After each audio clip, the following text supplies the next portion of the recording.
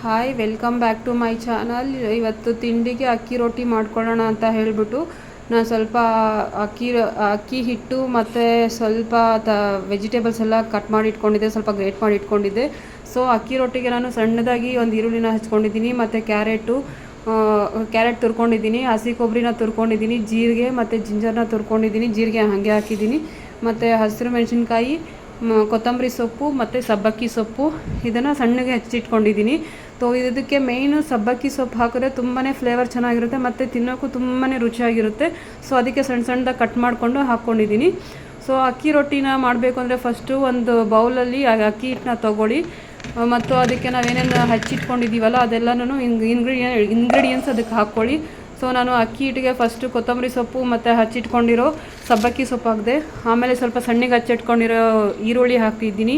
ಅದಾದಮೇಲೆ ಗ್ರೇಟ್ ಮಾಡ್ಕೊಂಡಿರೋ ಕ್ಯಾರೆಟ್ ಹಾಕ್ಕೊಂಡಿದ್ದೀನಿ, ಮತ್ತು ಸಣ್ಣಗೆ ಹಚ್ಚಿರೋ ಹಸಿರು ಮೆಣಸಿನ್ಕಾಯಿ ಮತ್ತು ಕೊಬ್ಬರಿ ಮತ್ತು ಜಿಂಜರ್ ಹಾಕ್ಕೊಂಡಿದ್ದೆ. ಜಿಂಜರ್ನು ಗ್ರೇಟ್ ಮಾಡಿ ಇಟ್ಕೊಂಡಿದ್ದೀನಿ. ಸೊ ಜಿಂಜರ್ ಹಾಕ್ಕೊಂಡು ಎಲ್ಲ ಹಾಕ್ಕೊಂಡು ಅದಕ್ಕೇನು ಮಾಡಬೇಕು ಅಂತ ಹೇಳಿದ್ರೆ ಸ್ವಲ್ಪ ರುಚಿಗೆ ತಕ್ಕಷ್ಟು ಉಪ್ಪು ಹಾಕ್ಕೊಳ್ಳಿ. ಯಾಕೆ ಅಂತ ಹೇಳಿದ್ರೆ ಹಸಿ ಕೊಬ್ಬರಿ ಹಾಕಿರೋದ್ರಿಂದ ರೊಟ್ಟಿ ಸ್ವೀಟ್ ಬಂದ್ಬಿಡುತ್ತೆ. ಸೊ ಯಾವಾಗಲೂ ಯಾವುದಕ್ಕೆ ಆದರೂ ಹಾಕ್ತಿರ್ತೀವಲ್ಲ, ಉಪ್ಪು ಯಾವಾಗಲೂ ಹಾಕೋದಕ್ಕಿಂತ 1 ಕಲ್ಲು ಅಥವಾ 2 ಕಲ್ಲು ಸ್ವಲ್ಪ ಜಾಸ್ತಿ ಹಾಕ್ಕೊಳ್ಳಿ. ಇಲ್ಲ ಅಂತ ಹೇಳಿದ್ರೆ ನಿಮಗೆ ಸ್ವಲ್ಪ ಇದು ಏನು ಅನಿಸುತ್ತೆ, ಫ್ಲೇವರ್ ಬರೋದಿಲ್ಲ, ಸ್ವಲ್ಪ ಸ್ವೀಟ್ ಅನಿಸ್ಬಿಡುತ್ತೆ, ನಿಮ್ಗೆ ಅಷ್ಟೊಂದು ತಿನ್ನೋದಕ್ಕೆ ಅಷ್ಟೊಂದು ರುಚಿ ಬರೋದಿಲ್ಲ. ಸೊ ಅದಕ್ಕೆ ಸ್ವಲ್ಪ 1 ಕಲ್ಲು ಅಥವಾ 2 ಕಲ್ಲು ಉಪ್ಪು ಜಾಸ್ತಿ ಹಾಕ್ಕೊಂಡು ಏನು ಮಾಡಬೇಕು ಅಂತ ಹೇಳಿದ್ರೆ ಅದನ್ನು ನೀರೇನು ಹಾಕ್ಕೊಳ್ಳಿ, ಫಸ್ಟು ಅದೇ ಥರ ಬರೀ ಖಾಲಿ ಇದನ್ನು ಮಾತ್ರ ಮಿಕ್ಸ್ ಮಾಡ್ಕೊಳ್ಳಿ, ಚೆನ್ನಾಗಿ ಮಿಕ್ಸ್ ಮಾಡ್ಕೊಳ್ಳಿ. ಯಾಕಂದರೆ ಉಪ್ಪು ನಾವು ಲಾಸ್ಟಲ್ಲಿ ಹಾಕ್ತಿದ್ದೀವಲ್ಲ, ಸೊ ಅದೆಲ್ಲನೂ ಮಿಕ್ಸ್ ಆಗಬೇಕು. ಅಕ್ಕಿ ಹಿಟ್ಟು ಸ್ವಲ್ಪ ಸ್ಮೂತಾಗಿರೋದ್ರಿಂದ ಏನಾಗುತ್ತೆ ಅಂತ ಹೇಳಿದ್ರೆ ಅದು ಬೇಗ ಇದಾಗಲ್ಲ, ಒಂಥರ ಧೂಳು ಥರ ಬಂದ್ಬಿಡುತ್ತೆ. ಸೊ ಅದಕ್ಕೆ ಇದು ಹಸಿ ತರಕಾರಿ ಎಲ್ಲ ಹಾಕಿರೋದ್ರಿಂದ ಅದನ್ನೆಲ್ಲ ಒಗ್ಗೋ ಥರ ನೀಟಾಗಿ ಕಲಿಸ್ಕೋಬೇಕು. ಅದನ್ನು ಫಸ್ಟು ನೋಡಿ ಈ ಥರ ನಾನು ಕಲಿಸ್ತಿದ್ದೀನಲ್ವ, ಆ ಥರ ನೀಟಾಗಿ ಕಲಿಸ್ಕೊಳ್ಳಿ. ಅದೆಲ್ಲನೂ ಮಿಕ್ಸಪ್ ಆಗುತ್ತೆ. ಸೊ ಇದಕ್ಕೆ ನೀವು ಬೇಕು ಅಂತ ಹೇಳಿದ್ರೆ ಪುದೀನೂ ಕೂಡ ಆ್ಯಡ್ ಮಾಡ್ಕೋಬೋದು. ಪುದೀನ ಹಾಕಿದ್ರೆ ಸ್ವಲ್ಪ ಫ್ಲೇವರ್ ಇನ್ನೂ ಡಿಫ್ರೆಂಟ್ ಆಗಿಬಿಡುತ್ತೆ ಅಂತ ಹೇಳ್ಬಿಟ್ಟು ನಾನು ಪುದೀನ ಆ್ಯಡ್ ಮಾಡ್ಕೊಂಡಿಲ್ಲ. ಯಾಕಂದರೆ ನಾನು ಆಲ್ರೆಡಿ ಸಬ್ಬಕ್ಕಿ ಸೊಪ್ಪು ಹಾಕಿರೋದ್ರಿಂದ ಅದು ಫ್ಲೇವರೇ ತುಂಬ ಚೆನ್ನಾಗಿ ಬರುತ್ತೆ ಈ ರೊಟ್ಟಿಗೆ. ಅದಕ್ಕೋಸ್ಕರ ನಾನು ಪುದೀನ ಹಾಕ್ಕೊಂಡಿಲ್ಲ. ಈಗ ತುಂಬಾ ಚೆನ್ನಾಗಿ ಬರುತ್ತೆ, ನೋಡ್ತೀರಿ. ಇದಾದಮೇಲೆ ಬಿಸಿ ನೀರು ಹಾಕ್ಕೊಂಡು ಕಲಿಸ್ಕೊಬೇಕು. ನಾನು ಬಿಸಿ ನೀರೇ ಯಾಕೆ ಹಾಕ್ಕೊಳ್ತೀನಿ ಅಂತ ಹೇಳಿದ್ರೆ, ಬಿಸಿ ನೀರು ಹಾಕಿದ್ರೆ ರೊಟ್ಟಿ ತುಂಬ ಸ್ಮೂತಾಗಿ ಬರುತ್ತೆ ಮತ್ತು ತುಂಬ ತೆಳುವಾಗಿ ಬರುತ್ತೆ, ಅದು ಮುರಿಯೋದಿಲ್ಲ. ಸೊ ನೀವೇನಾದರೂ ತಣ್ಣೀರು ಹಾಕ್ಕೊಂಡು ಮಿಕ್ಸ್ ಮಾಡ್ಕೊಳ್ತೀನಿ ಅಂತ ಹೇಳಿದ್ರೆ ಮಿಕ್ಸ್ ಮಾಡ್ಕೋಬೋದು. ಬಟ್ ಅದೇನಾಗುತ್ತಂದರೆ ಪುಡಿ ಆಗ್ಬಿಡುತ್ತೆ ಮತ್ತು ತುಂಬ ದಪ್ಪ ಬರುತ್ತೆ, ಜಾಸ್ತಿ ತೆಳುವಾಗಿ ಮಾಡೋದಕ್ಕಾಗೋದಿಲ್ಲ. ಸೊ ನೀವು ದಪ್ಪ ಹಾಕ್ಕೊಂಡಾಗ ಅಕ್ಕಿ ಹಿಟ್ಟು ಬೇಗ ಬೇಯೋದಿಲ್ಲ ನಿಮಗೆ ರೊಟ್ಟಿ.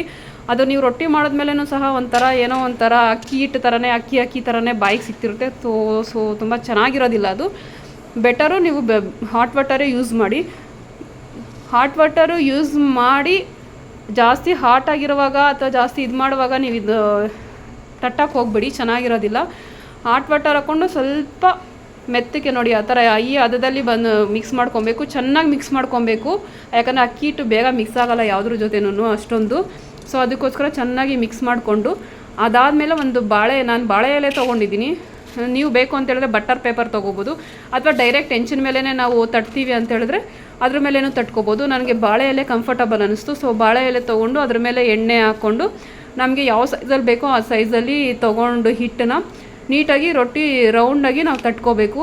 ನೋಡಿ, ತಟ್ಟುವಾಗ ಒಂಚೂರು ಕೀಳ್ತಾ ಇಲ್ಲ. ಅದೇ ನಾವು ತಣ್ಣೀರು ಏನಾದ್ರು ಹಾಕಿದ್ದೀರಿ ಇಷ್ಟೊತ್ತಿಗೆ ಸ್ವಲ್ಪ ಇದಾಗ್ಬಿಡ್ತಾಯಿತ್ತು, ಅಷ್ಟು ಪರ್ಫೆಕ್ಟಾಗಿ ಬರ್ತಿದ್ದಿಲ್ಲ. ಸೊ ನಾನು ಈ ಥರ ತಟ್ಕೊಳ್ತಾ ಇದ್ದೀನಿ. ಅಕಸ್ಮಾತ್ ಏನಾದರೂ ಬೆರಳುಗಳು ಅಂಟ್ತಾ ಇದೆ, ಕೈಗಳಿಗೆ ಏನಾದರೂ ಅಂಟ್ತಾ ಇದೆ ಅಂತ ಹೇಳಿದ್ರೆ ಹಿಟ್ಟು, ನೀವು ನೀರು ಹಾಕೋದು ಬೇಡ, ಸ್ವಲ್ಪ ಎಣ್ಣೆನಲ್ಲಿ ಕೈ ಅದ್ಕೊಂಡು ಅದನ್ನು ತಟ್ಕೊಳ್ಳಿ, ಎಣ್ಣೆನಲ್ಲೇ ತಟ್ಕೊಳ್ಳಿ. ತುಂಬಾ ಸ್ಮೂತಾಗಿ ಬರುತ್ತೆ, ತುಂಬಾ ತೆಳುವಾಗಿ ತಟ್ಕೊಬೋದು ನೀವು. ಇದೊಂದು ಅಡ್ವಾಂಟೇಜು ಬಿಸಿ ನೀರು ಹಾಕೋದ್ರಿಂದ. ಸೊ ಇದಾದಮೇಲೆ ನಾನು ಹೆಂಚನ್ನ ಕಾಯಕ್ಕಿಡ್ತೀನಿ. ಹೆಂಚನ್ನ ಕಾಯಕ್ಕಿಟ್ಬಿಟ್ಟು ಮತ್ತೆ ಇನ್ನೊಂದು ಸತಿ ಇದನ್ನು ನೀಟಾಗಿ ಇನ್ನು ಸ್ವಲ್ಪ ಶೇಪ್ ಮಾಡಿಕೊಂಡು ತೆಳುವಾಗಿ ತಟ್ಕೊಂಡು ಇನ್ನು ಸ್ವಲ್ಪ ಶೇಪ್ ಮಾಡ್ಕೊಳ್ತೀನಿ. ನೋಡಿ ಈ ಥರ ಅಷ್ಟೊಂದು ಪರ್ಫೆಕ್ಟಾಗಿ ಬಂದಿಲ್ಲ ರೌಂಡ್ ಶೇಪು. ಸೊ ನಾನು ಈ ಥರ ಮಾಡ್ಕೊಂಡಿದ್ದೀನಿ ಇಷ್ಟು.